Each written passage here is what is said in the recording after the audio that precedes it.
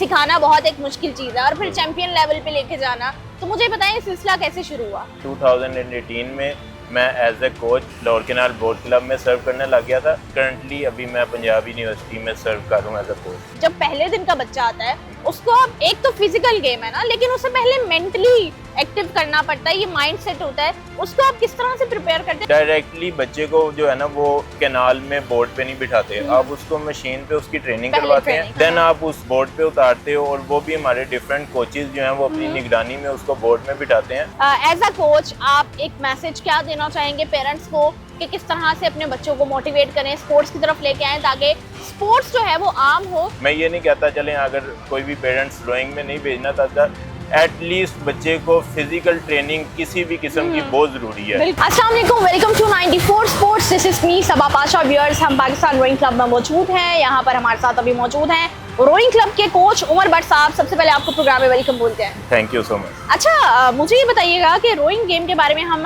Briefly सबसे पूछ रहे हैं। मुझे बताएं कि रोइंग गेम क्या है, आपने कब से स्टार्ट किया और कोचिंग का सिलसिला कैसे स्टार्ट हुआ? क्योंकि बच्चों को सिखाना, पहले दिन के बच्चे को सिखाना बहुत एक मुश्किल चीज़ है और फिर चैंपियन लेवल पे लेके जाना। तो मुझे बताएं ये सिलसिला कैसे शुरू हुआ? बेसिकली मैंने लाहौर केनाल बोट क्लब 2015 में स्टार्ट किया था यहाँ पे एज अ प्लेयर, और मैंने डिफरेंट यूनिवर्सिटीज़ को इस टाइम हम लोग कोचिंग करवा रहे हैं। 2015 में जब मैं आया था एज ए प्लेयर तो मैंने यूनिवर्सिटी ऑफ सेंट्रल पंजाब से अपनी डिग्री पूरी की है। तो उसके बाद एज ए स्कॉलरशिप पे मैं पढ़ा हूँ वहाँ पे 100% स्कॉलरशिप।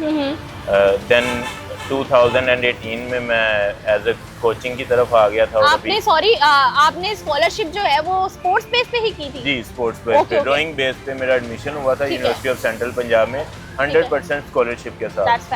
देन मैं 2018 में मैं एज ए कोच यहाँ पे लाहौर केनाल बोट क्लब में सर्व करने लग गया था, और करंटली अभी मैं पंजाब यूनिवर्सिटी में सर्व कर रहा हूँ एज ए कोच। बहुत बेहतरीन। मुझे ये बताइएगा उमर साहब, यहाँ पर मैंने देखा है बच्चियाँ भी प्रैक्टिस करती हैं, लड़के भी आते हैं, तो वही मेरा एक सवाल है कि जब पहले दिन का बच्चा आता है उसको अब एक तो फिजिकल गेम है ना, लेकिन उससे पहले मेंटली एक्टिव करना पड़ता है, ये माइंड सेट होता है, उसको आप किस तरह से प्रिपेयर करते हैं? क्योंकि मैं अगर यहाँ पे आती हूँ, जब सपोज मैं डरूंगी कि मैं नहर में नहीं जाऊंगी, मैं गिर जाऊंगी, मैं डूब जाऊंगी, सो ये सारे इनसिक्योरिटीज पहले दिन के बच्चे को किस तरह समझा के खत्म की जाती हैं? बेसिकली ड्राइंग देखिए, ड्राइंग ना एक इंडोर गेम है और एक आउटडोर है। इंडोर मीन्स एक मशीन है, ड्राइंग मशीन।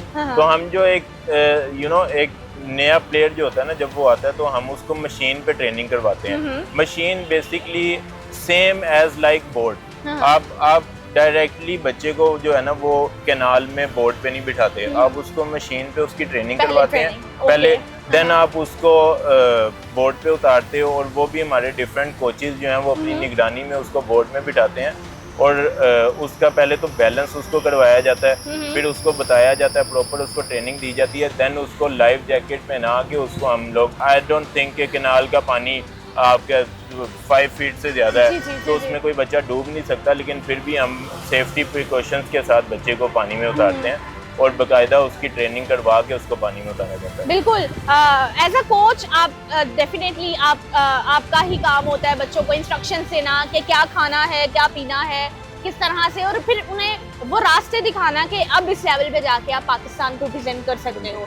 तो ये सारा सिलसिला, आप खाने पीने का ख्याल किस तरह से रखते हैं, डाइट किस तरह की होनी चाहिए, और उनको फ्यूचर में क्या कॉन्टिन्यूटी रखनी चाहिए? एक तो वेट बहुत ज़्यादा इंपॉर्टेंट हो जाता है इसमें, दूसरा डाइट बहुत ज़्यादा इंपॉर्टेंट होती है, तो इन दो चीज़ों पे किस तरह से काम करवाते हैं? अच्छा, इसमें ड्राइंग में भी ना बेसिकली हमारे पास वेट कैटेगरीज होती हैं। हैवी वेट के डिफरेंट प्लेयर्स होते हैं, लाइट वेट की कैटेगरी डिफरेंट होती है। तो जो लाइट वेट की कैटेगरी होती है ना, जो प्लेयर्स हमारे पास लाइट वेट के होते हैं, उनकी डाइट बड़ी मैटर करती है, और उनको हमें ना डाइट कॉन्शियस बड़ा रखना पड़ता है। उनको डाइट प्रॉपर हम बना के देते हैं कि आपने अपना वेट ज़्यादा नहीं, अब मेन के लिए 75 kg से ज़्यादा वेट लाइट वो हैवी वेट कंसीडर किया जाता है, 75 से नीचे लाइट वेट है। देन इसी तरह लड़कियों के लिए 59 से नीचे जो है वो लाइट वेट है, 59 से ऊपर हैवी वेट है। तो वो उनके वेट को हम मेंटेन रखने के लिए हम उनको प्रॉपर डाइट उनको गाइड करते हैं कि किस तरह आपने अपनी डाइट मेंटेन रखनी है और अपना वेट का जो है ना वो ध्यान रखना है। ठीक है। बिल्कुल, डेफिनेटली ये सारी चीज़ों पे फोकस करना चाहिए। अच्छा, एज अ कोच आप एक मैसेज क्या देना चाहेंगे पेरेंट्स को कि किस तरह से अपने बच्चों को मोटिवेट करें, स्पोर्ट्स की तरफ लेके आएँ, ताकि स्पोर्ट्स जो है वो आम हो, क्योंकि फिजिकल एक्टिविटी बहुत कम है बच्चों की। जो रूटीन्स हैं, स्कूल्स जा रहे हैं, ट्यूशन्स जा रहे हैं, फिर मोबाइल है बच्चे हैं या कंप्यूटर है बच्चे हैं, दैट्स इट। मतलब कोई फिजिकल एक्टिविटी ऐसा नहीं होती है। तो आप क्या पेरेंट्स को मैसेज देना चाहते हैं? मेरा मैसेज पेरेंट्स के लिए सिर्फ यही है कि आजकल का जो सोसाइटी है वो बच्चों की बहुत बुरे कामों में हमारे बच्चे मोबाइल यूज़ करते हैं, डिफरेंट एक्टिविटीज़ में हैं। मैं जब एज अ प्लेयर यहाँ पे क्लब में आया था तो मुझे भी मेरे पेरेंट्स ने ये समझाया था कि बेटा फिज़िकल एक्टिविटी बहुत ज़रूरी है। हाँ। तो मैं देखें ड्राइंग है ना, हम लोग ड्राइंग को प्रमोट कर रहे हैं। मैं ये नहीं कहता चलें अगर कोई भी पेरेंट्स ड्राइंग में नहीं भेजना चाहता, एटलीस्ट बच्चे को फिजिकल ट्रेनिंग किसी भी किस्म की बहुत ज़रूरी है।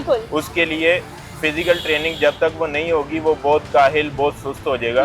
तो मेरी रिक्वेस्ट यही है पेरेंट्स से कि कोई ना कोई फिजिकल ट्रेनिंग बच्चों की, एक तो बच्चों पे नज़र रखें कि आपके बच्चे क्या कर रहे हैं। हमारे पास कॉलेज लेवल, स्कूल लेवल के बच्चे भी आते हैं जिनकी हम ट्रेनिंग करवाते हैं, लाइक 12 ईयर, 14 ईयर्स, 15 ईयर्स। तो वो भी पेरेंट्स हैं कि जो अपने बच्चे इस एज में इस तरह की फिजिकल ट्रेनिंग में भेजते हैं और बच्चा बड़े बुरे कामों से बच जाता है जब वो स्पोर्ट्स की तरफ आता है। तो रिक्वेस्ट यही है कि बच्चे को एटलीस्ट किसी ना किसी स्पोर्ट्स में ज़रूर एडमिशन करवाएं ताकि वो फिजिकल ट्रेनिंग कर सके। बहुत शुक्रिया। और ये मैसेज मेरे ख्याल से बार बार सारे पेरेंट्स को दिया जा रहा है ताकि बच्चे ज़्यादा से ज़्यादा हेल्दी हों, हेल्दी एक्टिविटीज़ में आएँ और फिजिकल एक्टिविटीज़ अच्छी हों, क्योंकि फिजिकल एक्टिविटी अच्छी होंगी तो डेफिनेटली माइंडसेट भी जो है वो बहुत ज़्यादा एक्टिव हो जाएगा। थैंक यू सो मच, आपने हमें ज्वाइन किया। और हम उम्मीद करते हैं कि पाकिस्तान में रोइंग का वही मकाम, वही नाम होगा फ्यूचर में जो हम बाकी गेम्स का एक देखते हैं, और हम चाहते हैं कि इस तरह से ही प्रमोशन मिले। बिल्कुल देखते रहिए 94 स्पोर्ट्स, क्योंकि हम चाहते हैं कि हम गेम्स को उस तरह से सपोर्ट करें जिस तरह से वो गेम्स पे मेहनत की जाती है।